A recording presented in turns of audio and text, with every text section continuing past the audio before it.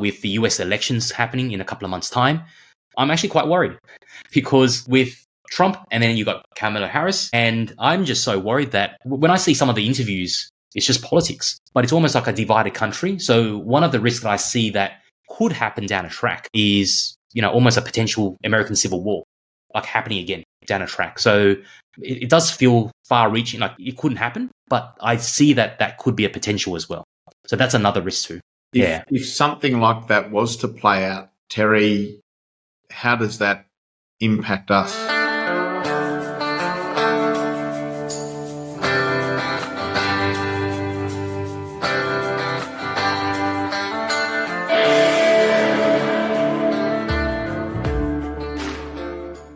Welcome to the Profitable Farmer podcast, where we share stories and tips to help you run a better farming business and create your very own freedom farm. If you're looking to work smarter and not harder in your farm business, welcome. You're in the right place.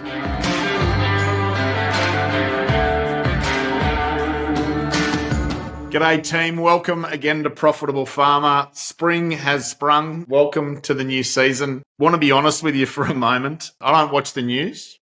I don't read the paper. Quite intentionally, I don't listen to the radio. I don't want to have to sift through all the rubbish information, the white noise out there in order to get the very best intelligence on what's happening in our world, what's happening in farming, and certainly what's happening in our markets locally and globally.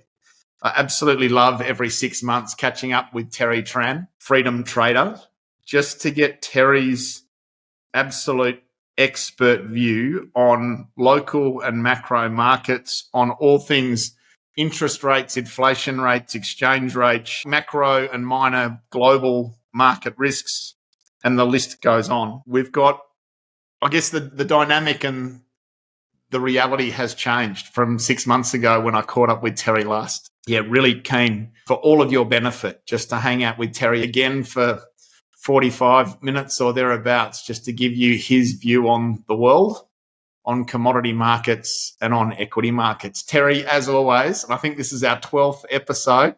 Yes, I believe so. We should celebrate. We've Yes. been tracking with you for some time, Terry, and we very much value your contribution to our community and your time with us on this podcast. How are you?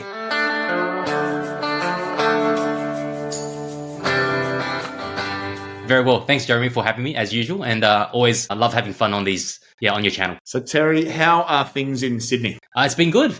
Been very busy with what we do, but also recently we literally just sold our place and getting ready for a move in 2 months' time to a bigger place. And we'll down the track, we'll have my little studio to actually do a bit more filming as well. So looking forward to it. So, Terry, where are you moving to? And well done. It is a bigger place, so it will be Olympic Park. Probably the first, I guess, the major high-rise that I'm actually living in. But because I couldn't find anything big enough at the time, a couple of years ago when I stumbled upon this place, we asked the developer whether we could combine a couple of apartments into one and make it a super apartment. They agreed and went through council approval, etc., and got it done. And we were able to also get it architecturally done in the way that we want it, removing a couple of bedrooms to make it a much more bigger living spaces, etc., and making it into a home that we actually want to be in, and also down the track because most apartments, especially in Sydney, they're not that big. So being able to combine multiple apartments into the one and take sort of half the floor allows us to have a big enough space to do whatever I want now. So there's significant high rises in and around Olympic Park in Sydney? There are a few. That one will be the tallest one. So we'll be on level 41. So what it means is we're literally next to Olympic Stadium. So imagine Olympic Stadium right in front of us, and all the other couple of stadiums around and all the sports fields all around as well. But I can literally watch over the entire field. So any concert, Taylor Swift coming through, any NRL, footy game, I'll see it. I literally will see it. And I can actually even turn on this big TV and then I can see the game happening while it's actually live. And if they've got fireworks, it's literally the fireworks will be in front of me. So, no way. Right, so, I'm putting my hat in the ring for the next Robbie Williams concert. If it's on TV, on live TV as well, it'll be awesome. Unbelievable. And so I've always wondered, I think about families growing up in Beijing, Singapore, Hong Kong, and often it's just, for me, the other type of upbringing to that so many of our listeners will have enjoyed. Like, I grew up on a 3,500 acre farm. Our garden was an acre. You know, what is it like to live and grow up and live in a 41st story of an apartment? Firstly, first story is my first. I've never experienced that level of height. I have almost seen the almost finished product now, so I know how high it is, and it does feel quite surreal because we will see the entire city, literally all the way to the Harbour Bridge. And I don't just see the city, but I see the city plus North Sydney plus the harbour and multiple harbours, even the entire Parramatta River and other cities are around the all the way to stretching all the way to Parramatta. So we're on the big corner. So we'll see that. But in terms of living in an apartment, I grew up in a home as well with a big backyard and a big front yard with my mum, and she will never move. She'll be there, suburban home. But then the moment I started, traveling a lot, I found that because I like to pack up and go, I just found that a much easier lifestyle where I can pretty much lock up and leave and know that the house, everything's all going to be how I left it, without extra grass growing and having to either mow the grass or having someone else come in to mow the grass. And I see my friends go through it, and I just couldn't see that as my lifestyle. Don't get me wrong, I love farm stays. I do go to farm stays every 3 months and just experience the farm. But sort of that, a long weekend to about a week is sort of enough for me to see what goes on with the farm and how to tend to the gardens and look after things. So when I see that, I realize, it is a lot of work. So I do give it to the farmers who have a lot of acreage hectares to look after, for sure. We live in a 120-year-old sort of rolling homestead, and I think there are 15 or 16 external doors, and we don't have a key. And so it's kind of the other extreme, Terry. But what amazes me is that you get to run your business and your coaching program and have a studio and all of that from your home, and you can pack up and leave when you like, and you can take your laptop, I think, yes, and a couple of monitors and run your business that supports thousands of investors all around the world from wherever you are. Like, that is complete freedom lifestyle. Yeah. Right? Yeah, it is very different. And some of you listeners, or if you're seeing the podcast, you might probably see a laptop and a monitor behind me. That is literally my office on the go. So I've got the main desktop while I'm talking to you and working at home. But then when I'm traveling, it's literally one laptop and one monitor, a very thin 15-inch monitor, and my backpack. And literally that's my entire office that I can run anything from trading the markets to also running webinars and even teaching as well. So so it is a very different lifestyle. Not for everyone, but I do enjoy that. But I think it's important that everyone finds out what is it that they want to achieve, or how do they want to live. And as long as they're happy and comfortable. Terry, we're looking forward to having you at our upcoming deep dive client event with our Platinum Mastermind members. That 2-day conference is focusing in on off-farm wealth creation. So once you've kind of built out a freedom farm and you've got your farm under management that you've bought back significant amounts of time, then you get to turn your energy to creating wealth off farm. And I think what you've just described is achievable for farming families that can bring their farm under management and buy back their time and then focus intently on off-farm wealth creation and be able to travel and do that with some sense of real freedom. So I think it's a great example of what's possible for anyone, but even for farmers. Oh, no, for sure. And a lot of farmers I speak to, some of them actually have exactly that dream, Jeremy. They actually said to me that they're working with you guys and they're in that process of creating that freedom farm, getting the team involved or building up the team to look after the farm. And they actually said that they want to be more on the working on the farm, not in the farm, but on the farm, more of the strategy, the bigger picture, and then being able to run off-farm investments from there. And they actually said their little, studio apartment in town. So that's actually their dream. A lot of farmers have told me that that's their dream as well. And a lot of our members are already achieving it and well on the way, which is just wonderful to see. Yeah. Terry, just looping back to a comment I made right at the start, where do you get your intelligence, your research and your market information? Do you watch the news? Do you bother with radio? Do you read the paper? What do you do to remain informed about all aspects of the market that you invest in? Yeah, I'm like you, Jeremy. I consciously chose not to watch the news, like the nightly news, because even morning news, etc. And even radio, because there's never anything positive about it. So I just find that to start your day doing that, it's not the greatest thing. Where I get the news, my intention is always to get more of the financial news and get a gist of how people are feeling. Because in investing, just understanding the public awareness of whether they're optimistic or pessimistic. TV and the media does give you that, allows you to know that. But where I get my information from is more on, say, the Wall Street Journal or Barron's. So more very, very financial focused to give me what I want. And while you get that, you will naturally get the other bits anyway. So because of the markets, they actually say, what's actually really going on. So I just focus on that. And also where I get the true source of data is also certain government websites that I get real data, unemployment figures, inflation figures, stuff like that, because that's real data.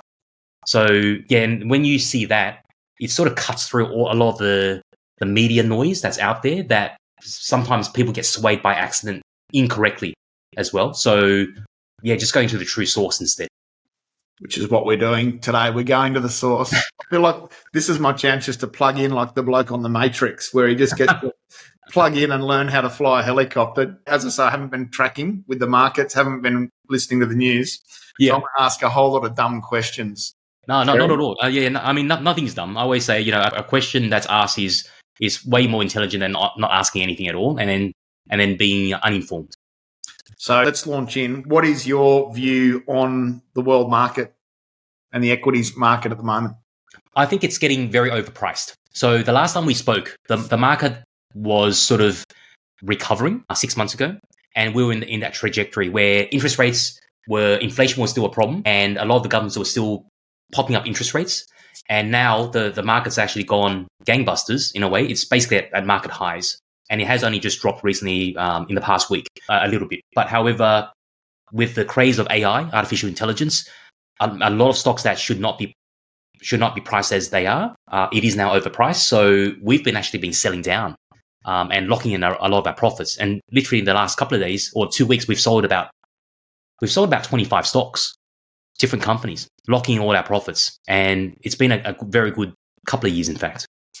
So when you say things are overpriced, is it a certain subset of the market and stocks that are overpriced, or is it? For sure. There are certain, especially the technology sector. When I talked about AI, a lot of these stocks that either some of them don't even make money, and yet they're priced to the moon, and people are believing the story. Almost like going back to 25 years ago, the .com boom, when there were just companies that just, as long as they had a .com in the name, their company name, they'd be priced at a certain price to the moon. And people buy into it, hoping that one day they'll make a lot of money. So we, as investors, want to avoid those type of companies.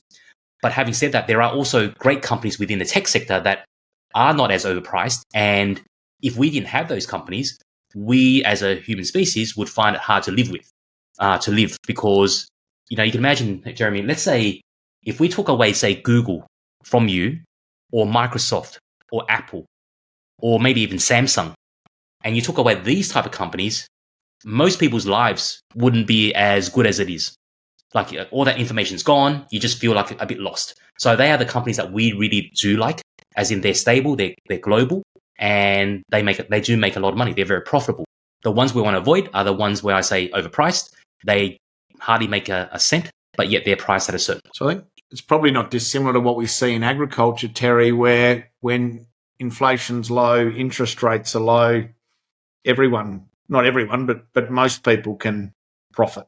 Whereas, yes, correct. Yeah, and that was what I call the Goldilocks period post-COVID, where the government came in for a couple of years and literally just dropped interest rates to nothing, pumped a ton of money into, through stimulus packages into the economy. And we are where we are because of what happened post-COVID.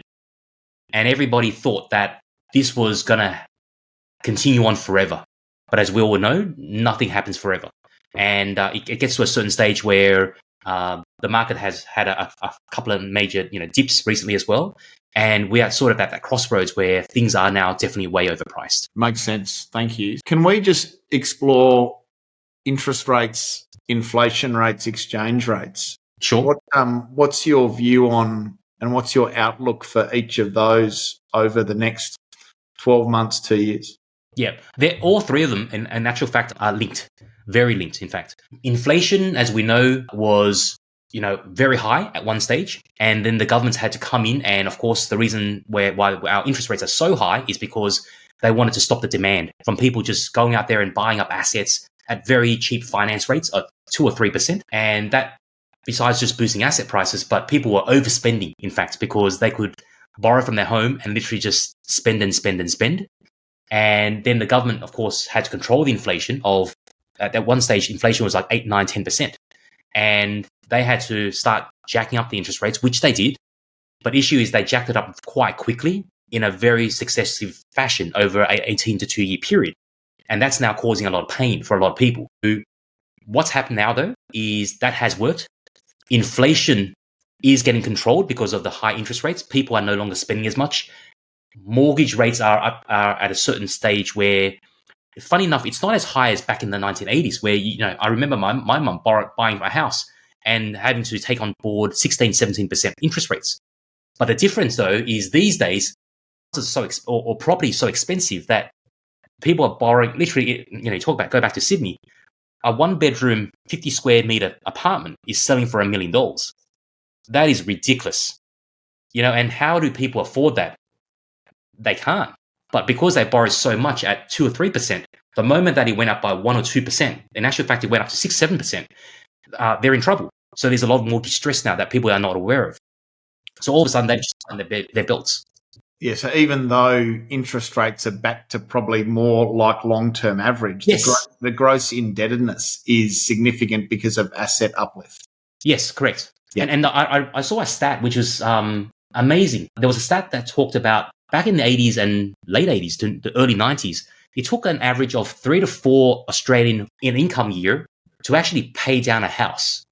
But now it's beyond 10 to 15 years to pay off a house at least. And that's not including interest rates yet. So it's really multiplied multiple times. So therefore, like you said, the indebtedness of someone buying the house, borrowing so little or borrowing so much, having a tiny slither of deposit and trying to have that same lifestyle as well. So it's causing a lot of mortgage stress that I'm seeing. Yeah, absolutely. And do you have a view on property market trends and what property prices might do, Sydney, Melbourne, major centres? Yeah, I think it's a funny economy at the moment because on one hand, we're seeing mortgage stress.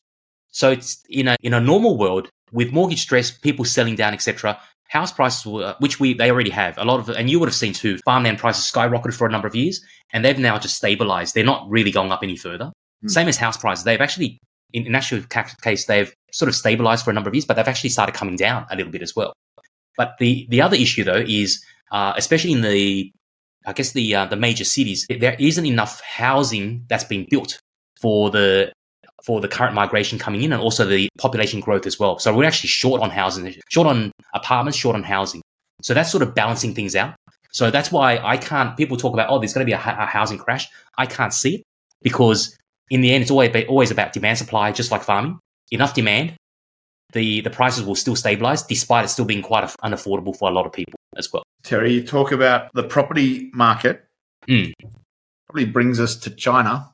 I do hear that the Chinese property market is in a bit of trouble. Would you mind speaking to your view on China first and then perhaps its major trading partner in the USA?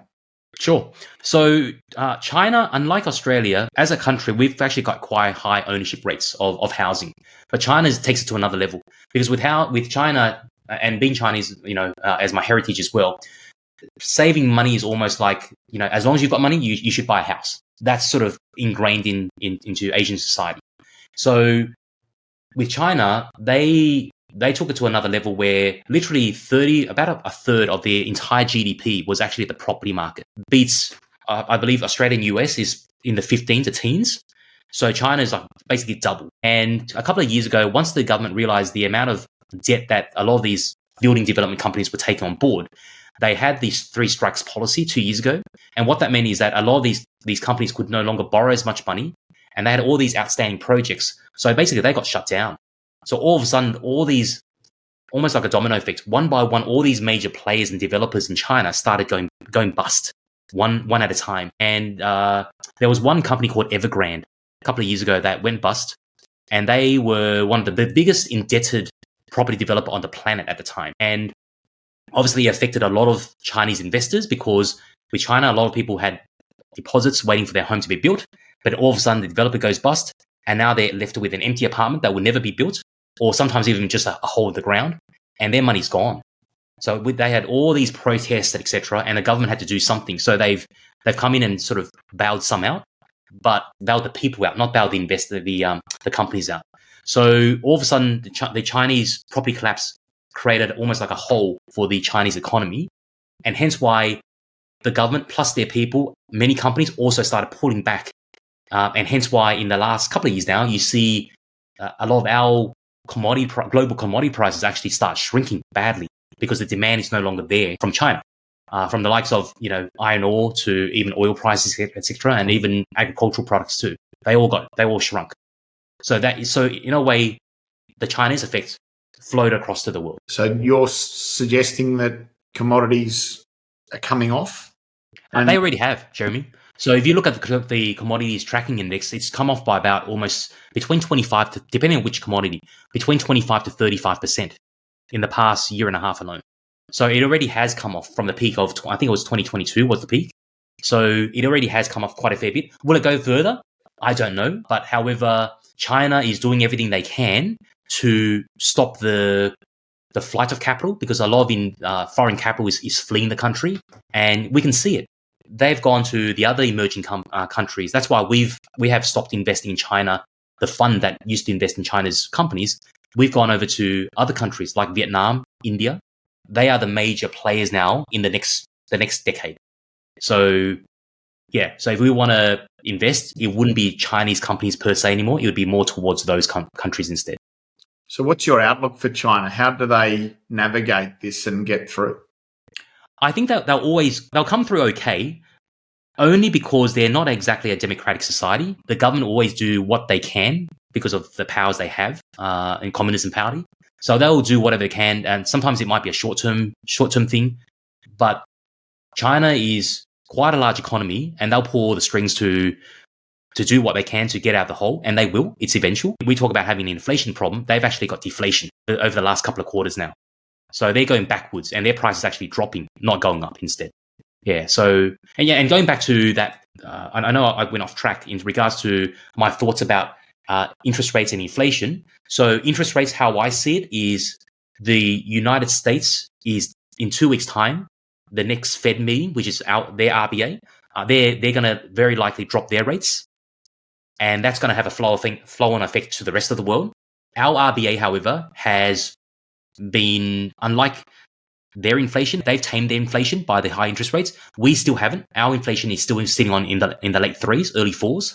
So our RBA has come out already saying that they are not going to decrease our rates until 2025. So what that means, though, now, Jeremy, is like how I said that all three interlink. What that means is money flows where interest rates are highest. Why our exchange rate has been so low for quite a long time now, in the the mid 60s, is because US interest rates, their rate was way higher than Australia. I believe Australian rate is cash rate is 4.35.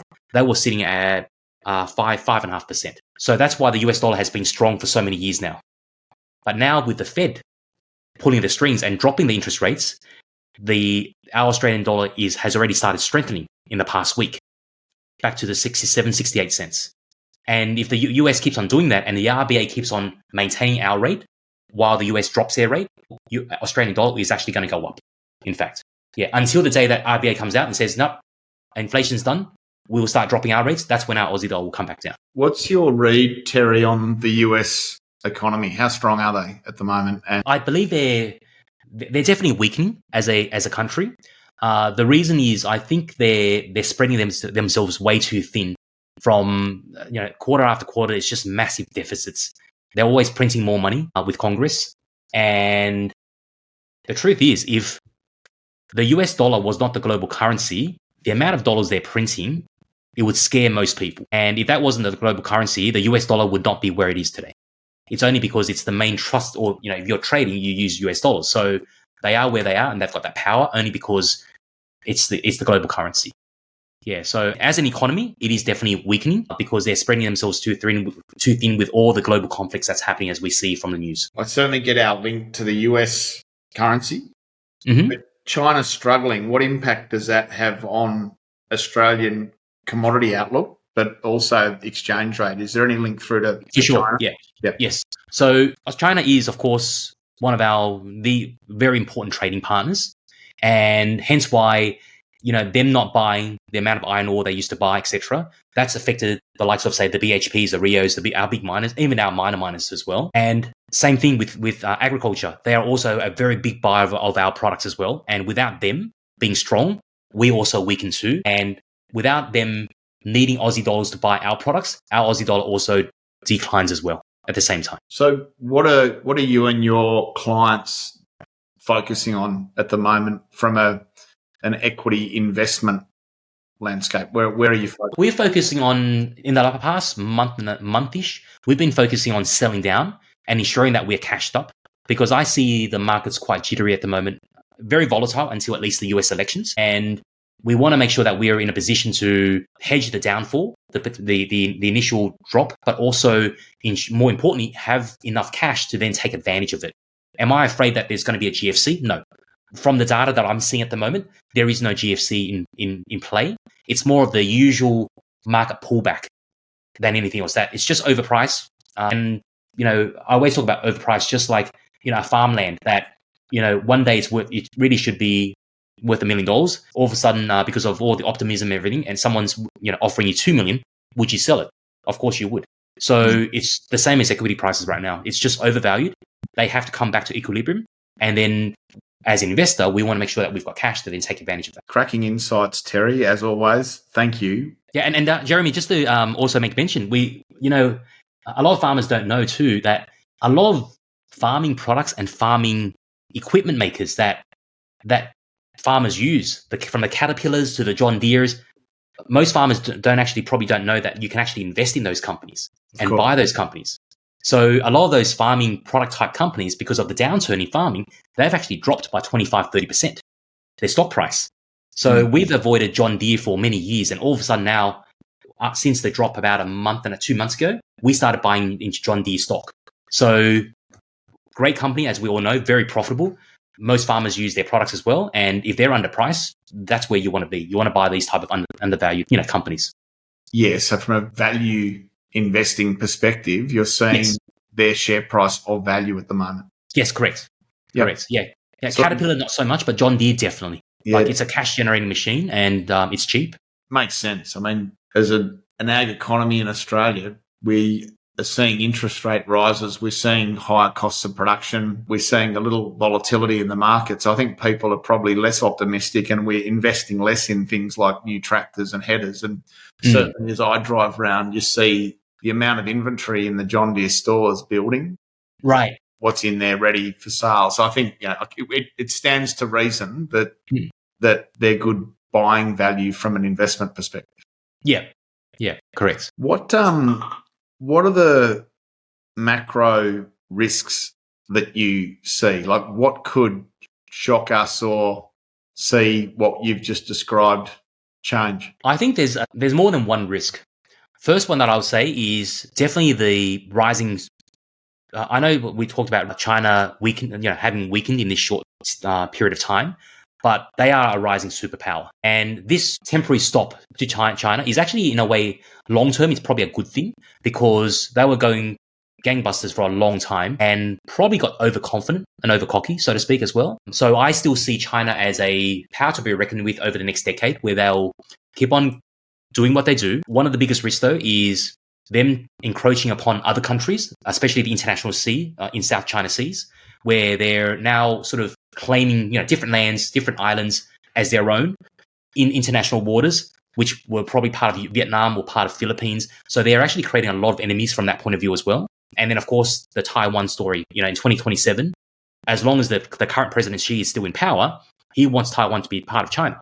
So he actually said it clear cut. He said that, by force if necessary. So therefore, there's always that risk as well. And America has already signaled that they are going to, because it's their allies, Philippines and Taiwan, they will be sort of their savior as well. And that's the one thing that's stopping China from going full force into these type of countries and doing even more as well. So that's one risk for sure. The other risk that I see is, as we're probably all aware, the Middle East conflict that we hear and see on the news as well, and that's taken precedent over Russia, Ukraine, which was all the news a couple of years ago.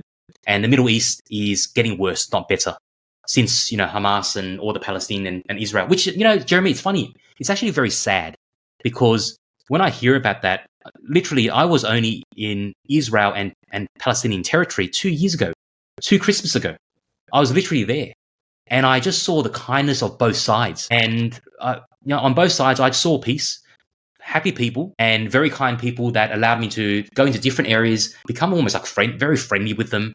And I would actually even interview the public about, their thoughts about the constant conflict. And most people, actually all the people, not one of them has said that anybody wants war. They've always just wanted peace. So it's always the power to be, the politicians, etc., the minority group that's always actually causing all this conflict as well. So yeah, Middle East is another conflict that I see that it's sort of spreading, not only to, between Israel and Palestinian territory, but also Lebanon, for example, as well. So that regional conflict is happening. So that's another risk. And the other one is, as we're aware over the media, with the US elections happening in a couple of months' time, I'm actually quite worried because with, obviously you got Trump and then you got Kamala Harris. And I'm just so worried that when I see some of the interviews, especially even Wall Street Journal, like they really talk about it properly. They take two sides. They're a very balanced view.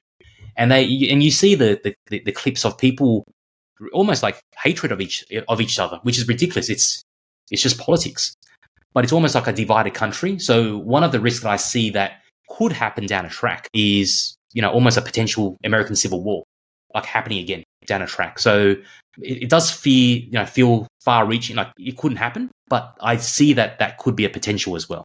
So that's another risk too. If something like that was to play out, Terry, how does that impact us? The capital markets would not be good for sure.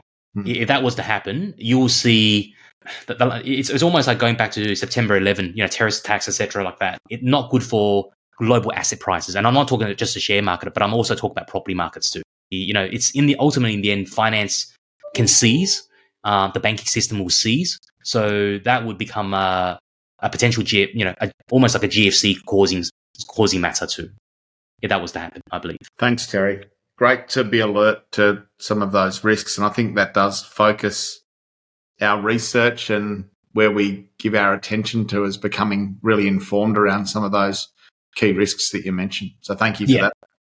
No worries. Yeah. And actually, Jeremy, just another further risk that I see too, the fourth one is probably the advancement of artificial intelligence, the speed at where it's going in the past 12 months. It's just gone too fast in such a short amount of time that government regulations can't keep it in check. And that's another risk I'm seeing as well. Not that, you can't benefit from it, from investing in certain companies that produce the infrastructure. So that's what we want to look for too. Companies that AI and technology do need, and without it, it just can't advance. So if you were to look at wanting to invest in your dollars in finding a home, that's sort of the next possibility as well, provided you pay the right price and not just getting to something that you pay anything for. From an investment perspective, Terry, what are you excited about? The investment perspective, I'm actually excited about a pullback happening, in fact. So most people fear a pullback, like almost like a stock market crash. I actually don't mind it. That's why when you prepare properly for it, and when it does happen, it's almost like assets on sale, on fire sale. So when that happens, which I can see coming in the next 6-12 months, that there would be a pullback. How big, I don't know. But when there is a major pullback, be cashed up and then go back in. Despite all the risks I'm talking about, assets, at the end of the day, assets always have strong assets, that is, always have a fundamental value. And if you buy at the right price, it's definitely very hard to lose money. And really the only way when you buy at the right price is really up. Thank you. Terry, just in finishing, if there was just one or focus point that you'd have our farmer investors focus in on, that you focus intently with your members, what would it be? I would say in the current environment, to assess where the global economy / overall stock market is. And, we can choose stocks, but as we all know, even the greatest stocks get pulled down by gravity if the entire world is blowing up. So we always want to make sure that the whole world is still okay, and we want to see the turning point. So there are actually free tools, and there's one in particular that's actually free and available to anyone. What's it called, Terry? It's called the Volatility Index, Jeremy, or the VIX, VIX. And you could go into Google and just type in VIX and maybe type in stock chart. And then there are free charting programs that you'd have to pay for, and you can get what the reading of that VIX is as well. And there's certain levels, and it's about that VIX index has a reading literally every single day. And I've gone through the 100 years, and I know the exact levels of when it gets to a certain level that there may be something brewing. And that's when investors, including farmers, should start being wary about there's something wrong. And then if you're already invested, either sell down, lock in your profits, don't get greedy. Or if you're not invested, get excited and then literally be patient and wait. And then when the time comes and the VIX does skyrocket and comes back down, that's when we while everybody else is still scared, we come back in a much bigger way and we start investing again. Thanks, Terry. So just to all our listeners, we've tracked with Terry for years and we respect and value how he coaches people in investing incredibly strongly. For more information on that, you can go to thefreedomtrader.com/Farm Owners Academy.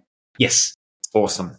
Thank you. But just can't recommend his coaching programs for investors highly enough. We're also really excited that in a couple of weeks, Terry's hosting a closed and exclusive webinar just for FOA's broader community and profitable farmer listeners, where you can learn how to assess, analyze, and make decisions around your portfolio, how to make the most of some of the tools like the volatility index that Terry just mentioned. Importantly, I think, Terry, how to manage risk and invest from a very low risk standpoint. All of these things help create off-farm wealth and help you develop a really clear strategy for how you create wealth off-farm. And the doing of that, I think, allows us to improve cash flow when that's tight from our farms, but also consider things like early retirement and help support things like really proactive succession. So I can't recommend this webinar highly enough. I can't wait to see many of you on it. And Terry, as always, thank you again for hosting that webinar just for our listeners and our followers. No worries, Jeremy. You're welcome as always. And I always love running these sessions because I know with the amount of people, with your reach as well, the amount of people that come and join these live sessions, we have a lot of fun, but I know a lot of farmers get a lot out of it as well. And they see the world very differently after these sessions, and they actually get started. That's the main thing. Even if it's in a small way, just get started, because I always say you plant that little seed and then years down the track, you'll have that tree that will, you can sit under the shade with as well. Thanks, Terry. And we are genuinely excited to have you join us with our Platinum Mastermind and alumni members in September in Adelaide at our next deep dive, focusing in on helping them really nail exactly what we've talked about and create off-farm wealth through investing. Yeah, no, really looking forward to it, Jeremy. I mean, it's been quite a number of years, and I funny enough, Jeremy, thank you for your invite, because this is the first stage I'm actually going to be on post-COVID. So I've not been on a live stage for a long time. So yeah, it will be a lot of fun for sure. Yeah, look forward to having you back, part of our community, Terry. Congratulations, mate, on your house move and you taking on that 41-story high-rise lifestyle, and can't wait to join you for a concert or something overlooking for sure. The Olympic Stadium. Looking forward to it down the track to it, Jeremy. And when you're down in Sydney, let me know. And by all means, come over and visit. Perfect, Terry. Hey, thanks as always for your insights and your wisdom and giving us that shot in the arm around local and global markets and all things investing. Really good to have some more time with you. Yeah, thank you, Jeremy. Always great to connect with Terry Tran from Freedom Trader. Excited about this upcoming webinar. I'll share details of that in the show notes. Just on reflection, it seems to me, listening to Terry, that the investment market's been overpriced and it's recovering. He's suggesting perhaps cashing in and sitting tight and waiting to buy some value stocks as things correct. Good advice, and really interesting to hear his view on China America, and the impact back on us and on the commodity sector more broadly. Always great to connect with Terry. Great to get an insight to what it's like to live in a high-rise in Sydney, and a fundamentally different lifestyle to that we get to enjoy out here. But we do value Terry's contribution to our community and to Farm Owners Academy highly, and we hope that this conversation's been of value to you. Take care, everyone. Thank you, and bye for now.